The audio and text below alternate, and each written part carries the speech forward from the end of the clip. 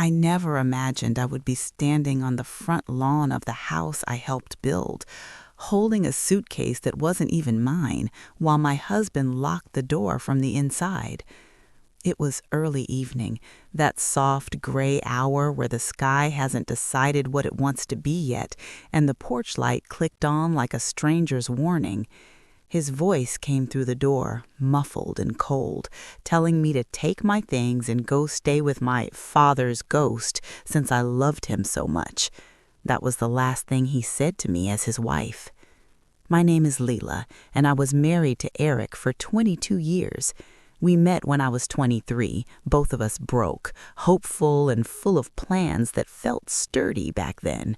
We raised 2 children in that house. I cooked meals in that kitchen, cried on that staircase when my mother died, and nursed Eric through pneumonia on the couch he now sat on while he told me I didn't belong anymore.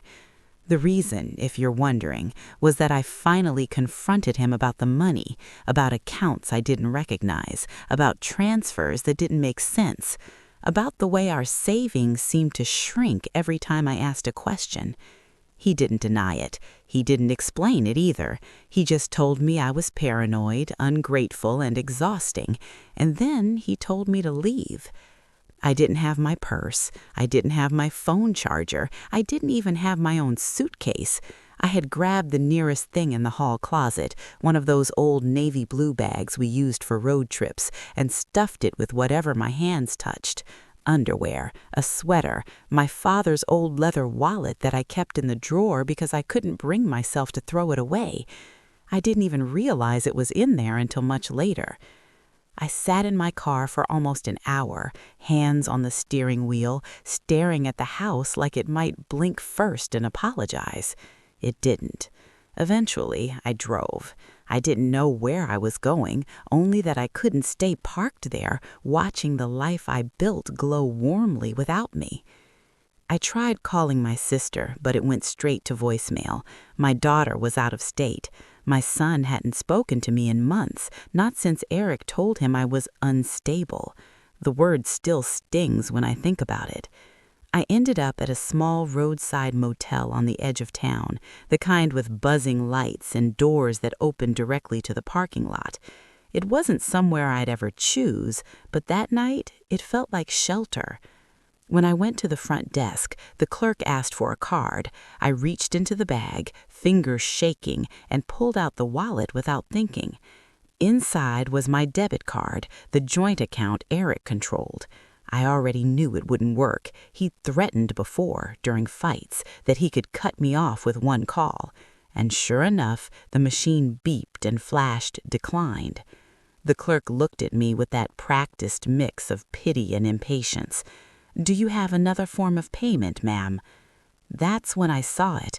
Tucked behind an old photo of me and my dad at a county fair, his arm around my shoulders, was a card I hadn't used in years. My father's card. I froze, my chest tightening. He'd given it to me a decade ago, after my mother passed, telling me it was just in case I ever needed help and he wasn't around to give it in person. I never touched it after he died. It felt wrong, like borrowing his voice without permission. But that night, standing there with nowhere else to go, I slid it across the counter. The clerk ran it. The machine paused longer than before. My heart hammered so loudly I was sure everyone could hear it. Then, unexpectedly, it approved. Just like that. No questions, no alarms. The room key slid toward me, and I was suddenly inside a small, dim room, sitting on the edge of a bed that smelled faintly of bleach and loneliness. I cried then. Not loudly, just the quiet kind that leaves your eyes swollen and your throat sore. I cried for my marriage, for my children, for the version of myself that believed love was a safe place. And I cried for my father, because using that card felt like admitting I needed him again, in a way I never wanted to. The next morning, my phone was buzzing nonstop. Missed calls, unknown numbers, voicemail stacking up like unanswered questions. I listened to the first one while sitting on the bed, feet flat on the cold floor. Miss Harper, this is First Union Bank. Please contact us immediately regarding unusual activity on an account associated with your name. Unusual activity. My stomach dropped. I hadn't thought beyond that one night. I hadn't thought about what using that card might trigger. My father had been meticulous, secretive even, about his finances. He grew up poor, the son of a factory worker, and money to him was something you guarded like a wound. After he died, everything was supposed to be settled, or so I thought. I drove to the bank branch he'd always used, the one downtown with the marble floors and framed photos of the city from decades ago. As soon as I walked in, I felt it. The shift in the air, the way the teller's smile stiffened when she saw the card, the way she excused herself and disappeared into the back. Within minutes, 2 managers appeared, then a security officer. No one was rude, but everyone was tense, careful, like they were handling something fragile and dangerous at the same time. "Miss Harper," one of the managers said, gesturing towards a small office, "there seems to be a situation with this account." A situation, that word again. I sat across from them, hands folded in my lap, feeling suddenly very small. I explained, quietly, that my husband had locked me out, that I had nowhere else to go, and that the card belonged to my father, who had passed 5 years earlier. I expected reprimand, confusion, maybe even a lecture. What I didn't expect was the color draining from the manager's face. She asked me if I was alone, if anyone had followed me, if I knew what my father did for a living before he retired. Each question made my pulse race faster. "I thought he was an accountant," I said, my voice barely steady. "He worked numbers, that's all I know." The security officer stepped out to make a call. The manager closed the door. "Miss Harper," she said slowly, choosing each word with care, "your father's account is not ordinary, and the transaction you made last night triggered protocols we don't often see." My mouth went dry.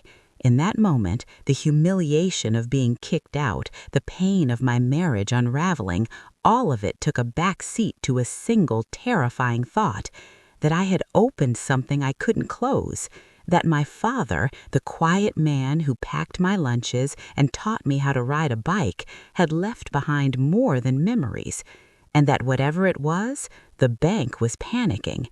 I sat there, staring at the photo on the wall behind her desk, a black and white image of the city skyline, and wondered how well we ever really know the people we love, and whether survival sometimes comes with a price you don't see until it's already been charged. They left me alone in that office for what felt like an hour, though the clock said it was only 12 minutes.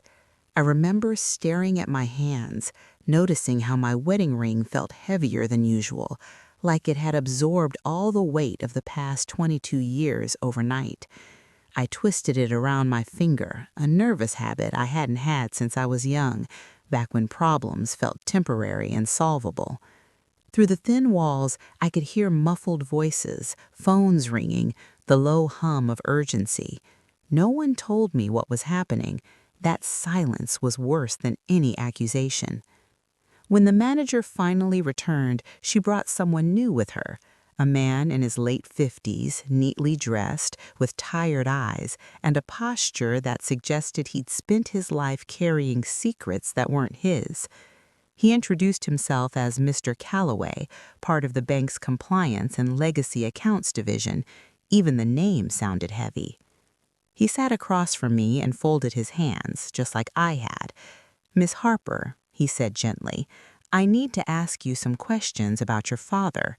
This isn't about wrongdoing on your part, but there are matters tied to his accounts that require clarification."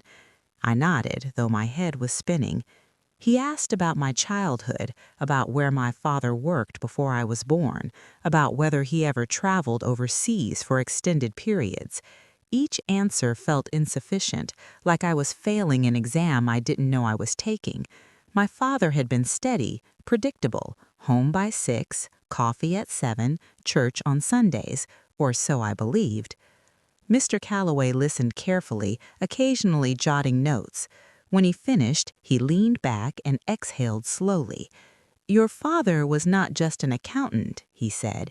"He was a financial auditor specializing in asset recovery and legacy protection. Some of the accounts under his name were protective vessels, emergency structures." I frowned. "For what? He wasn't wealthy." "That depends on how you define wealth," he replied. He slid a folder across the desk. Inside were documents, account summaries, handwritten notes in my father's unmistakable script. My throat tightened when I saw his handwriting, the same careful loops he used on my birthday cards. There were figures there that made my breath catch, numbers with more zeros than I'd ever seen attached to our family name. Mr. Calloway explained that my father had been entrusted with managing funds for individuals who couldn't legally hold them at certain points in their lives: survivors of disputes, widows, people rebuilding after catastrophic loss. Over decades, those funds accrued interest, were redistributed, closed, reopened, and somewhere along the way, my father created a final contingency account, one tied to me. He listed you as the sole authorized user in the event of marital displacement or financial duress. The language is very specific. Marital displacement. I swallowed hard. My father had known. Maybe not Eric specifically, but he'd known something. He'd always been polite to my husband, but distant, watchful. I remembered arguments where my father would change the subject when Eric talked about money, his smile tight, his eyes sharp. "So, I didn't do anything illegal?" I asked, my voice barely above a whisper. "No," Mr. Calloway said, "but the account you accessed is designed to alert multiple departments when activated. It's meant to be used once, as a lifeline." A lifeline. The word wrapped around me like a blanket and a burden at the same time. I thought of the motel room, the buzzing light, the bed that smelled like nothing I recognized. My father had imagined that moment somehow. He had prepared for it. The bank didn't freeze the account. Instead, they offered me a private consultation room, coffee I didn't drink, and a phone call I wasn't ready to make. By the time I left, my head was full of information I couldn't yet arrange into meaning. I knew one thing, though. I wasn't powerless anymore. When I turned my phone back on fully, the messages flooded in. Eric, of course. His tone had shifted overnight from cold authority to thinly veiled panic. He asked where I was. He told me we needed to talk. He accused me of stealing. The irony almost made me laugh. There were messages from my son, too. Confused, concerned. He'd heard from his father that the bank had called about suspicious activity. That word again, suspicious, as if survival itself were a crime. I checked out of the motel and drove to my sister's house. She lived an hour away, far enough that Eric rarely bothered visiting. When she opened the door and saw me, she didn't ask questions. She just hugged me, tight and fierce, like she'd been waiting years to do it. I cried into her shoulder, the kind of cry that shakes loose things you didn't know were stuck. Over the next few days, pieces began to fall into place. With the bank's help, I opened a personal account under my own name. Funds were transferred carefully, deliberately, not everything, they explained, just enough to stabilize me, enough to give me options. My father had built it that way: protection without excess, support without dependency. Eric, meanwhile, unraveled. He showed up at my sister's house unannounced, his charm polished and desperate. He told her I was confused, emotional, that I'd misunderstood everything. When she didn't let him in, he left a note on my car accusing me of betrayal. I read it twice, then folded it neatly and threw it away. I hired a lawyer, not the aggressive kind you see on billboards, but a calm woman with kind eyes and a voice that didn't waver when I told her my story. She listened, she asked the right questions, and when she reviewed our finances, her expression hardened in a way that told me everything I needed to know. Eric hadn't just hidden money, he'd been siphoning it, slowly, methodically. Accounts in his name only, investments I'd never seen, debt masked as shared expenses. The house, the one he kicked me out of, had been quietly leveraged against ventures that had nothing to do with our family. He hadn't sold it yet, but he'd been close. The confrontation came 2 weeks later in a mediation room that smelled faintly of lemon cleaner and old paper. Eric sat across from me, his confidence cracking at the edges. When my lawyer laid out the evidence, he went pale. When the bank records were mentioned, his eyes flicked to me with something like fear. "You used his money," he hissed during a break. "My father gave me that right," I said calmly, "and you lost yours when you decided I was disposable." For the first time in years, he had no answer. The divorce took months, but the outcome was clear. I didn't take everything. I didn't want revenge. I wanted freedom. The house was sold. The proceeds were divided fairly once the hidden debts were exposed. Eric's image, so carefully maintained, cracked under scrutiny, not publicly, but enough. One evening after it was all finalized, I sat alone in my sister's guest room, holding my father's old wallet. I traced the worn edges, remembering his hands, steady and warm. He knew that love didn't always protect you, but preparation could. I understood then that being rescued didn't mean being weak. Sometimes it meant someone loved you enough to plan for your worst day, even when you were busy believing it would never come. The quiet after the divorce was not peaceful at first. It was loud in a way only absence can be. No slammed doors, no passive-aggressive sighs, no television murmuring in the background just to avoid conversation. At my sister's house, the nights stretched long and empty, and I lay awake listening to the unfamiliar rhythm of a different home. I thought freedom would feel like relief right away, but instead it felt like standing in the aftermath of a storm surrounded by debris, trying to remember what the sky looked like before it all went dark. My children came to see me one at a time. My daughter flew in first. She hugged me like she was afraid I might vanish, her arms tight around my shoulders. She cried, angry tears, not at me, but at the story she'd been fed. Eric had painted me as unstable, forgetful, emotional. I let her talk. I didn't interrupt. When she finished, I showed her the documents, the bank statements, the timeline. Not to turn her against her father, but to give her truth. She deserved that much. She held my hand while she read, her jaw clenched, her eyes hardening with understanding. My son took longer. He sat across from me at the kitchen table, his posture guarded like he was bracing for disappointment. He asked questions that hurt, whether I had exaggerated, whether I had misunderstood. I answered every one calmly.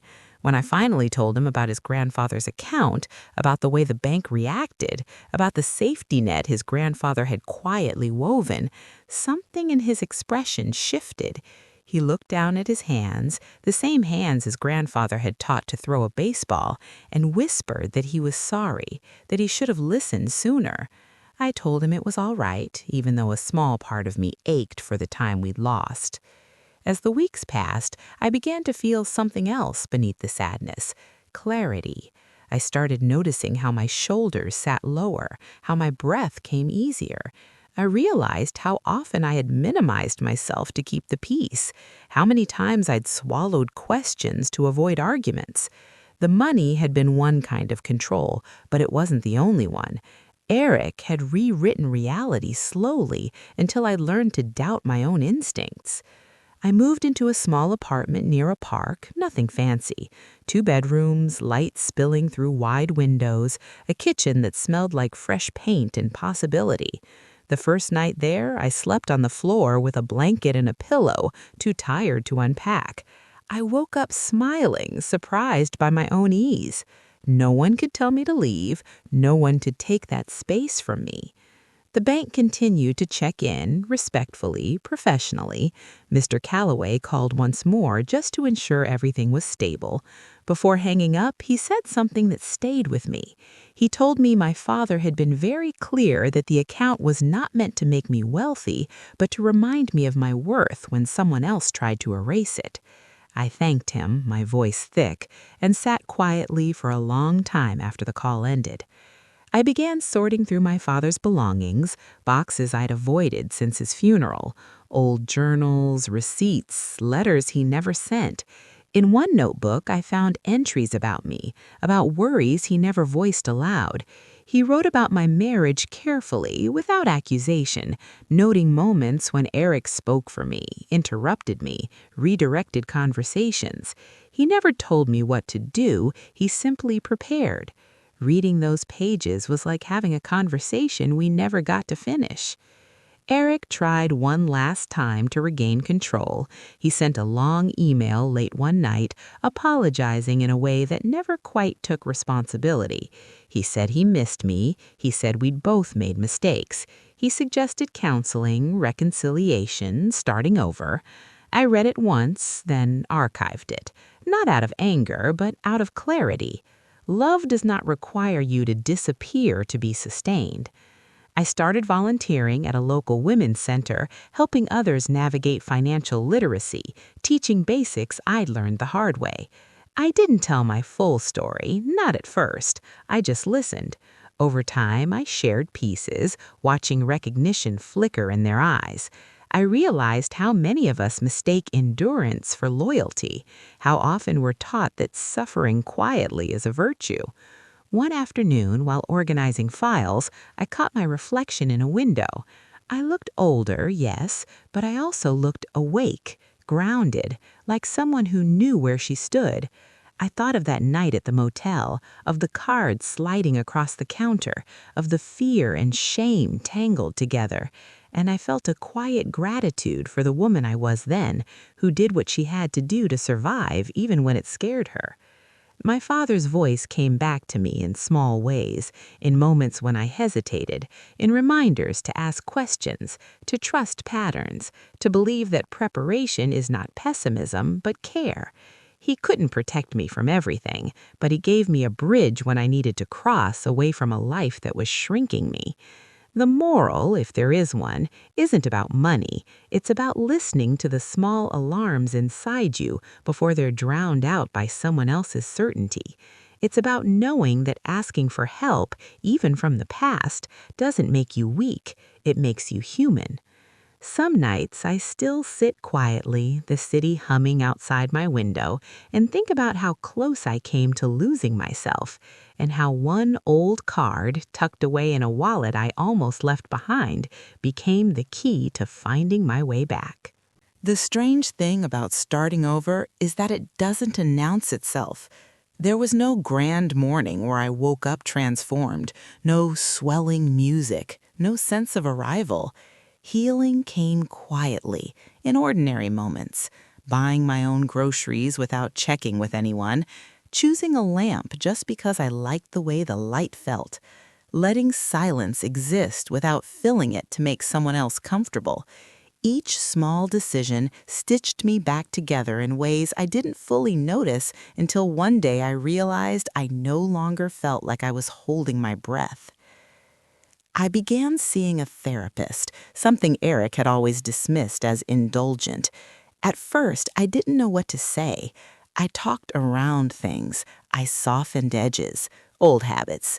But she was patient, and slowly the truth came out the way it always does when given enough room. We talked about gaslighting, about financial abuse, about how love can curdle into something controlling without ever raising its voice. Naming it didn't make the memories hurt less, but it gave them shape. It made them manageable. One afternoon, after a particularly heavy session, I walked through the park near my apartment. Children were playing, their laughter sharp and sudden, cutting through the air. I sat on a bench and watched a father push his daughter on a swing, counting each arc like it mattered. I thought about my own father then, about the way he used to wait until I was ready before letting go of the bike seat, trusting I'd find my balance. He had let me fall, yes, but he had also made sure the ground wouldn't break me. My sister teased me gently about how serious I'd become. She said I used to laugh more. I told her I was learning to laugh honestly instead of politely. There's a difference. One is a reflex, the other is a choice. The women at the center began to confide in me more. Stories poured out in whispers and half-finished sentences, husbands who controlled bank accounts, partners who called them irresponsible for asking questions, women who stayed because leaving felt impossible. I never told them what to do, I just shared what I wished I'd known sooner, that fear shrinks when exposed to light, that documentation matters, that intuition is data, and that leaving doesn't mean you failed, sometimes it means you survived. One evening, I received a call from an unfamiliar number. It was Eric's sister. We had never been close. She sounded hesitant, almost apologetic. She told me she'd heard pieces of what happened and wanted me to know she believed me, that she'd noticed things over the years and hadn't spoken up. The call didn't bring closure exactly, but it loosened something tight in my chest. Validation has a quiet power. It doesn't erase the past, but it steadies the present. I returned to the house once, months later after the sale, when it was empty and echoing. The new owners hadn't moved in yet, and my lawyer had arranged a brief visit so I could retrieve a few remaining items. Walking through those rooms felt surreal. The walls looked smaller, the memories louder. I took my time. I stood in the kitchen and touched the counter where I used to rest my hands while listening to Eric explain why my concerns were overblown. I walked up the stairs slowly, remembering nights I lay awake beside him, sensing distance I couldn't name. In the bedroom, I found an old box under the bed. Inside were letters I'd written to him early in our marriage, love letters, hopeful, earnest, filled with belief. I sat on the floor and read them, tears blurring the ink, not because I missed him, but because I missed her. The woman who wrote those letters deserved safety. She deserved honesty. I folded them back into the box and left them there. Some things belong to the past, not as regrets, but as reminders. As I locked the door behind me for the last time, I felt a strange mix of grief and gratitude. That house had held both joy and pain. It had sheltered me, and it had witnessed my erasure. Letting it go felt like acknowledging the full truth of my life there, without romanticizing or demonizing it, just seeing it clearly. My son began calling more often. Our conversations grew easier, less careful. He told me he'd started paying closer attention to his own relationships, to how power moves quietly between people. That meant more to me than any apology. It meant the pattern stopped with me. I framed one of my father's handwritten notes and hung it in my apartment. It wasn't sentimental, just a line he'd scribbled in the margin of a ledger. Stability is built, not wished for. I read it every morning while making coffee. It grounded me. The account, the one that had started all of this, remained mostly untouched. Knowing it existed was enough. It wasn't about using it. It was about the knowledge that I was not trapped, that I had options, that my life was not at the mercy of someone else's moods or secrets. Sometimes, late at night, doubt still tried to creep in. Old questions resurfaced. Could I have tried harder? Should I have seen it sooner? In those moments, I reminded myself that clarity often comes after distance, not before. That hindsight is not a moral failing, it's a teacher. I no longer introduce myself as someone's wife. I say my name and let that be enough. And every time I do, it feels like a small, quiet victory. Time has a way of smoothing sharp edges without erasing their shape. A year passed, then another, and my life settled into something that felt steady, not exciting in a loud way, but grounded. I learned the comfort of routine that belonged only to me. Morning walks, coffee by the window, evenings where the only expectation was rest. I used to think peace was boring. Now I understand it's earned. The Women's Center offered me a part-time position coordinating financial literacy workshops. I hesitated before accepting, afraid of overcommitting, afraid of stepping too far into a role that mirrored my own pain. But something inside me said this was different. This wasn't sacrifice, it was alignment. I took the job, and with it came a sense of purpose I hadn't felt in years. I watched women arrive the way I once had, shoulders tense, eyes apologetic for taking up space. I watched them learn how to open accounts in their own names, how to read statements, how to ask questions without shrinking. I didn't preach, I shared stories when asked. I told them that knowledge is a form of dignity, that independence doesn't mean isolation, that safety can be built quietly, one choice at a time. One afternoon, after a session ended, a young woman stayed behind. She reminded me of myself at 35, hopeful and tired in equal measure. She asked me how I knew it was time to leave. The question caught me off guard. I thought for a long moment before answering. I told her the truth. I said I didn't know at first, that clarity came after I stopped explaining my pain to someone who benefited from not understanding it. She nodded, tears gathering, and thanked me. As she left, I felt the echo of my own past soften just a little more. Eric faded into the background of my life. Our communication became strictly logistical, then nearly non-existent.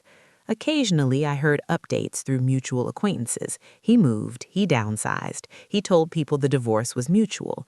I didn't correct them. I no longer needed my truth validated by strangers. I knew what I lived. One evening, while sorting paperwork, I came across the final statement from the account my father had created. I realized I hadn't properly thanked him, not in a way that felt complete. The next day, I drove to the cemetery. I brought fresh flowers, simple ones. I sat on the grass beside his headstone and talked out loud, not caring who heard. I told him about the apartment, about the job, about the grandchildren he would have been proud of. I told him I finally understood what he'd done, not just with the money, but with the faith he placed in me, that he'd believed I would choose myself if given the chance. My voice broke when I thanked him for loving me in a way that didn't require my permission.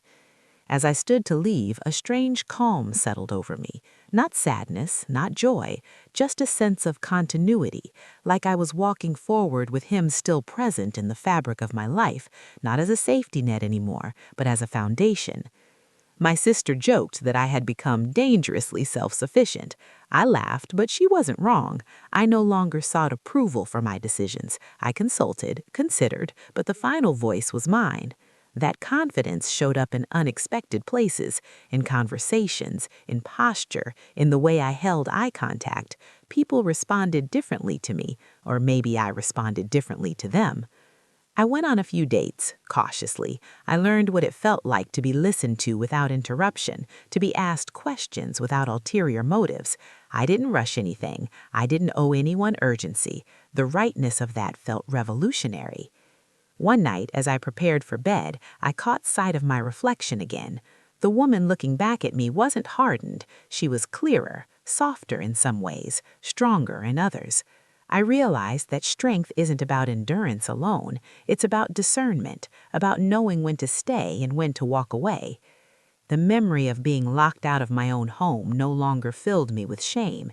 It had transformed into a marker, a dividing line between who I was taught to be and who I chose to become.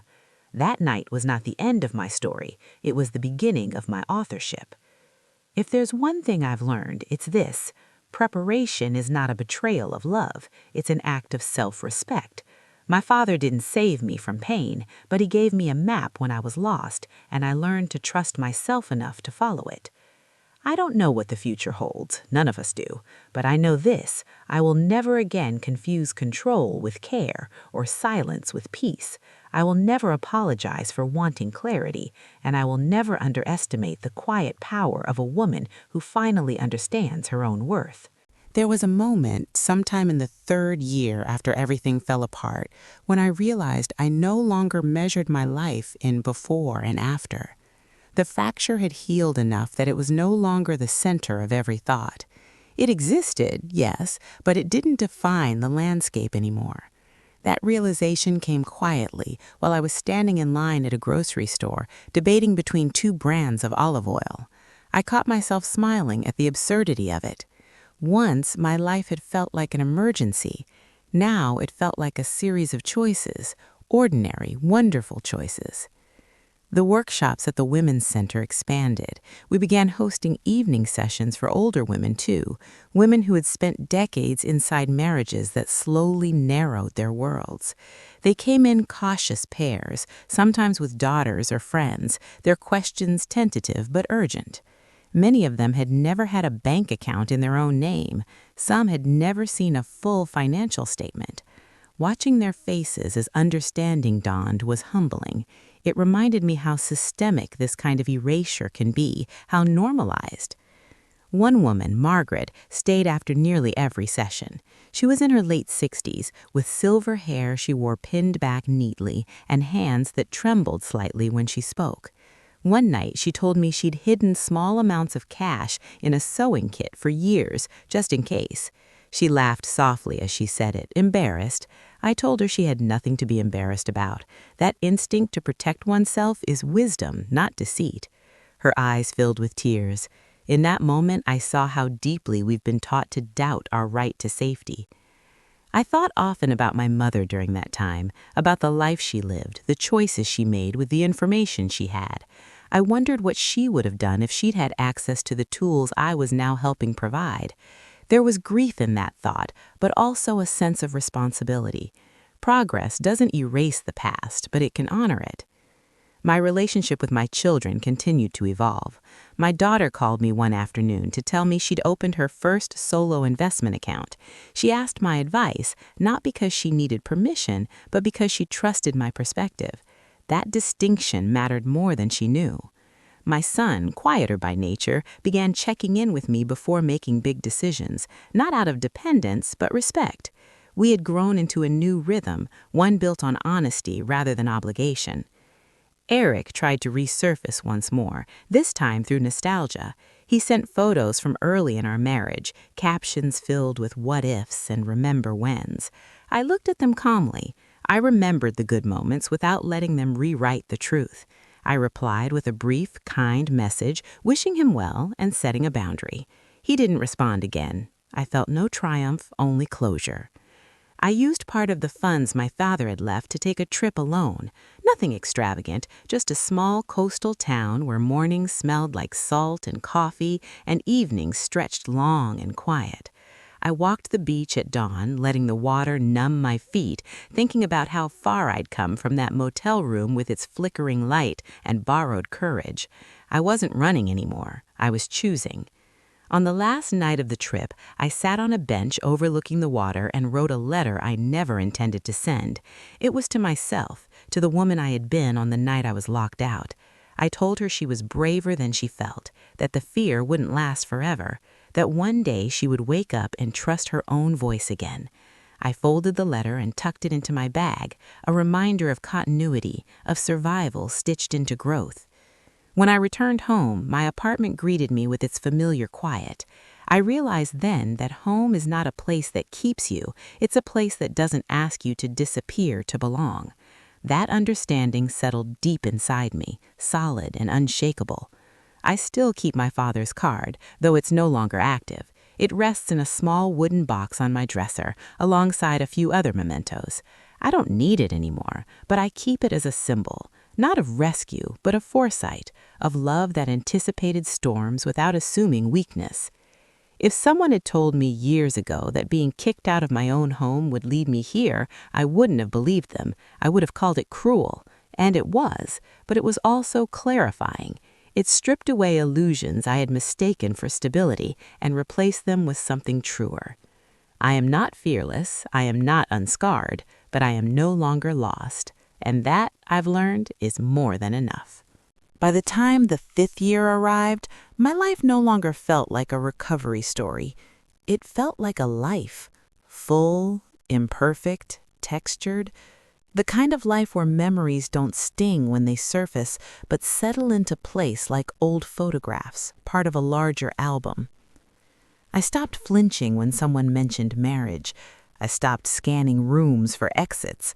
My nervous system, once always on alert, finally learned how to rest. The Women's Center invited me to speak at a regional conference. I almost said no. Standing at a podium, telling my story to a room full of strangers, felt like too much exposure. But the night before the event, I thought about all the times I wished someone had said out loud what I couldn't yet name, so I said yes. I didn't dramatize anything. I spoke plainly. I talked about how control often disguises itself as concern, how silence can be cultivated over years until it feels natural. I told them about the card, not as a miracle, but as a reminder that preparation is an act of love, whether it comes from yourself or someone who believes in you. When I finished, the room was quiet. Then the questions came, real ones, urgent ones, the kind that means something shifted. Afterward, a woman approached me, her hand shaking as she held her phone. She told me she'd opened a new account that morning, just in case. She whispered it like a confession. I smiled and told her she had nothing to confess, that readiness is not betrayal. She cried, and we hugged, strangers bound by understanding. My apartment filled with small signs of permanence, plants that thrived, photos that stayed in frames instead of drawers, a bookshelf that no longer held only manuals and self-help, but novels I read for pleasure. I hosted dinners, simple ones where laughter came easily and no one walked on eggshells. The sound of my own voice, unguarded, became something I recognized again. I began mentoring a young counselor at the center, a woman fresh out of graduate school with sharp instincts and a gentle approach. She asked thoughtful questions about boundaries, about burnout, about how to carry other people's stories without letting them consume you. I told her the truth, that you don't save people, you walk with them until they remember how to walk on their own. Eric became a distant figure, a name that surfaced occasionally, stripped of emotional charge. I heard he'd remarried. I felt nothing sharp about it, just a quiet hope that he wouldn't repeat the same patterns. Whether he did or didn't was no longer mine to manage. On my birthday that year, my children surprised me with a small gathering, cake, candles, laughter. My son gave a short toast, awkward but sincere. He thanked me for teaching him that strength isn't dominance and that listening matters. My daughter hugged me so tightly I laughed. In that moment, I felt a deep, resonant pride, not in endurance, but in growth, in choosing honesty over comfort even when it cost me. Later that night, alone, I lit a candle for my father. I spoke to him the way I always do now, casually, like he's just in the next room. I told him about the conference, about the women I'd met, about how his quiet foresight had rippled outward in ways he could never have predicted. I imagined him listening, nodding, that small smile he used when words weren't necessary. I realized then that legacy isn't about money, it's about what you make possible for others. My father gave me more than a safety net. He gave me a model of love that doesn't control, doesn't demand gratitude, doesn't need recognition, love that prepares and then steps back. If someone listening to this is standing where I once stood, unsure, afraid, wondering if they're imagining things, I want you to know this. Confusion is not the same as wrongness. Doubt doesn't mean you're broken. Sometimes it means you're waking up. My story doesn't end with triumph or revenge. It ends with agency, with the quiet confidence that comes from knowing your life belongs to you. And that is a power no one can take away. There's a certain kind of strength that doesn't announce itself. It doesn't raise its voice or harden its edges. It simply exists, steady and unmovable, like something rooted deep beneath the surface. I didn't recognize that strength in myself right away. For a long time, I mistook it for caution, for distance, for restraint. But one morning, as I stood in my kitchen watching sunlight spill across the counter, I realized I trusted myself completely, and that trust changed everything. The work at the center began to take on a different tone, less crisis, more rebuilding. Women came back months later, sometimes years, to tell me how their lives had shifted. New apartments, new jobs, new boundaries. Some had left, some had stayed, but with clarity and autonomy they'd never had before. There was no single right outcome. What mattered was choice. In every story, I heard echoes of my own journey, refracted through different lives. One afternoon, Margaret returned, the woman with the sewing kit full of hidden cash. She walked in smiling, her posture straighter than I remembered. She told me she'd opened her own account and moved into a small condo near her sister. She laughed when she said it, not nervously this time, but freely. As she hugged me goodbye, she whispered, "I didn't think it was allowed." I knew exactly what she meant. Neither did I once. I started writing again, something I hadn't done since my 20s, not for an audience, not for publication, just for myself. I wrote about the ordinary moments that felt extraordinary now, about cooking dinner without rushing, about choosing silence because it felt good, not because it was safer, about grief that no longer demanded to be carried every day. The pages filled slowly, honestly. It felt like reclaiming a voice I'd misplaced, not lost. My therapist noticed the shift before I did. She said I spoke about the past without shrinking now, without bracing. I realized she was right.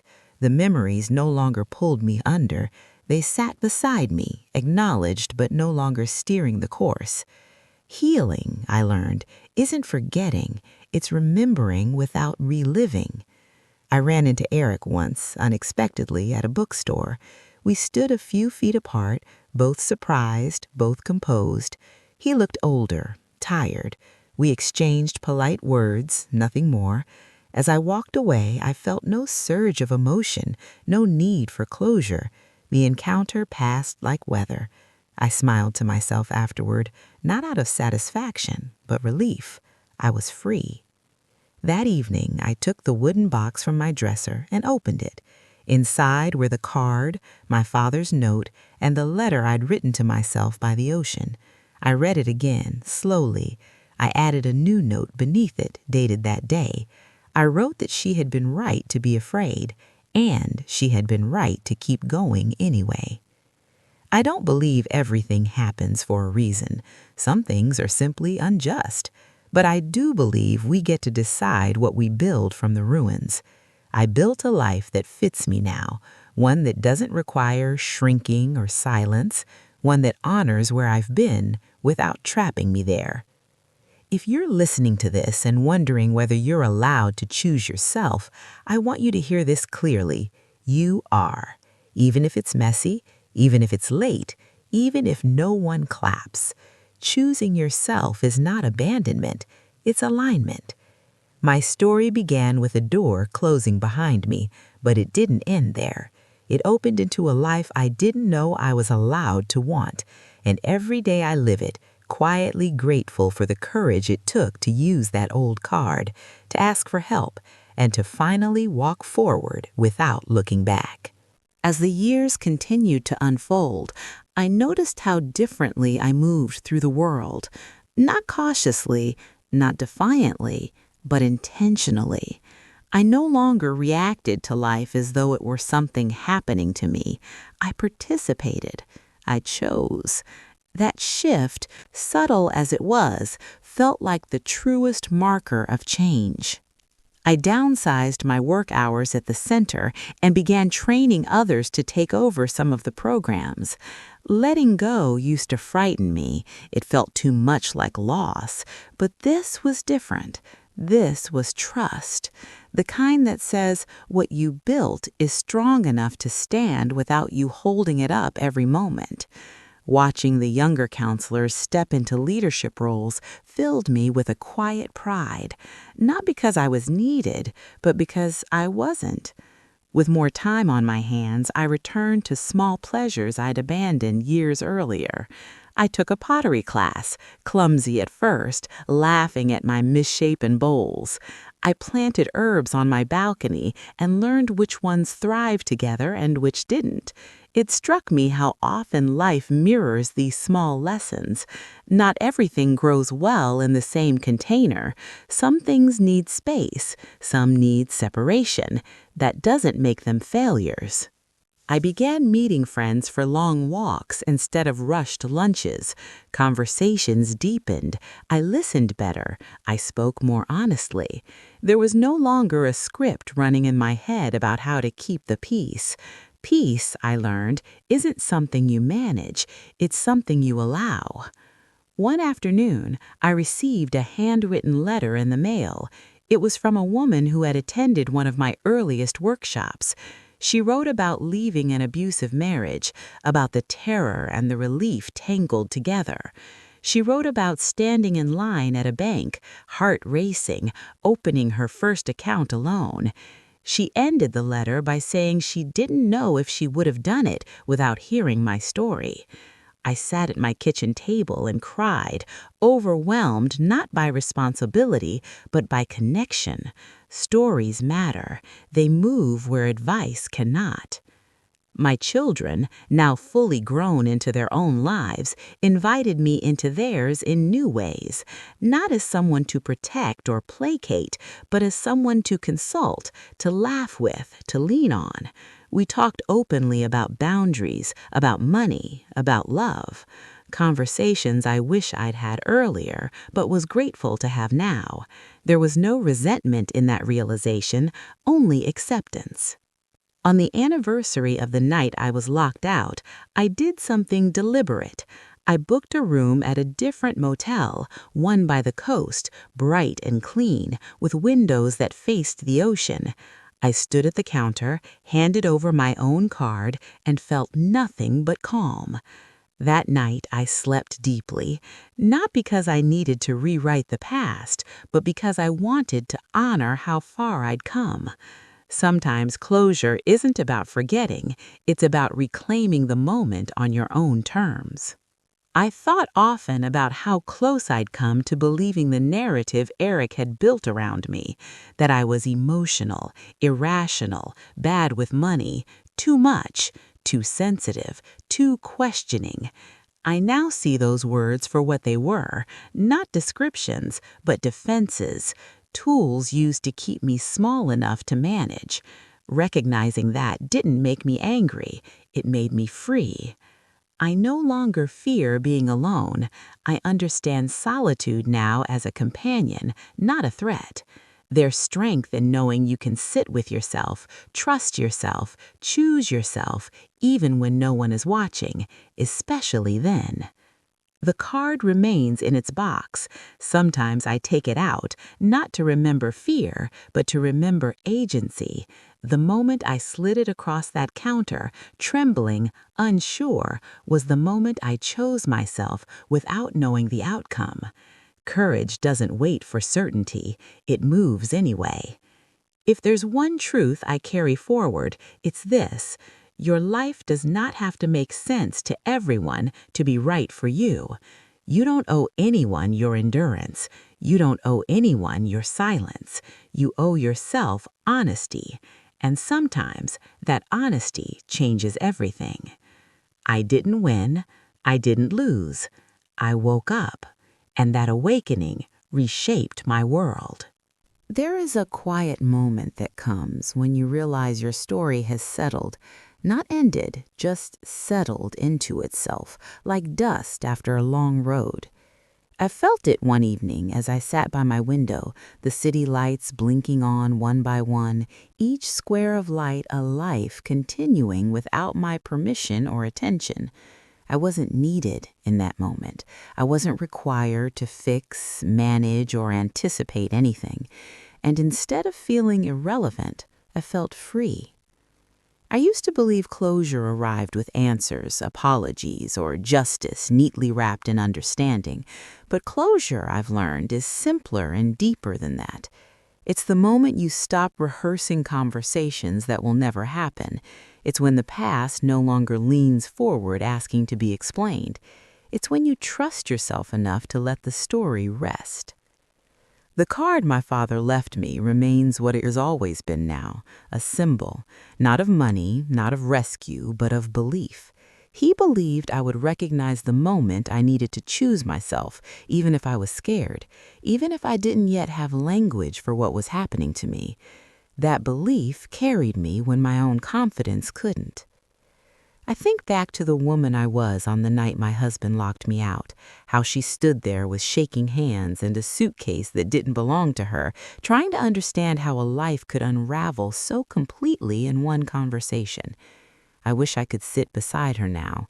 I would tell her she is not foolish for loving. She is not weak for staying as long as she did. She is not broken for needing help. She is becoming. If you are listening to this and recognizing pieces of yourself, I want you to know something important. Your awakening does not have to be dramatic to be real. It doesn't need witnesses. It doesn't require permission. Sometimes it begins with a single quiet decision to stop explaining yourself to someone who benefits from your confusion. I didn't rebuild my life to prove anything to anyone else. I rebuilt it because I deserved a life that didn't require me to disappear inside it. That's the lesson I carry forward. Love should not cost you your voice. Stability should not depend on your silence. And safety should never be conditional. The bank panicked that day because systems are designed to react when someone steps outside the role assigned to them. I panicked too for a moment, but what followed was not disaster. It was revelation. It was the uncovering of a truth I had been circling for years without naming, that I had more strength than I'd been allowed to use, and more support than I knew existed. My father's preparation did not save me from pain, but it gave me time to think, time to choose, time to leave with dignity instead of desperation. That is what love looks like when it's honest. It doesn't promise to shield you from harm. It promises to leave you a way out. Today, my life is not loud. It's not impressive from the outside, but it is mine, every inch of it. And that ownership is the deepest peace I have ever known. If this story leaves you with anything, let it be this. Trust the part of you that asks questions. Trust the discomfort that doesn't go away when explained. Trust the small inner voice that whispers, something isn't right, even when everything looks fine from the outside. That voice is not your enemy. It is your guide.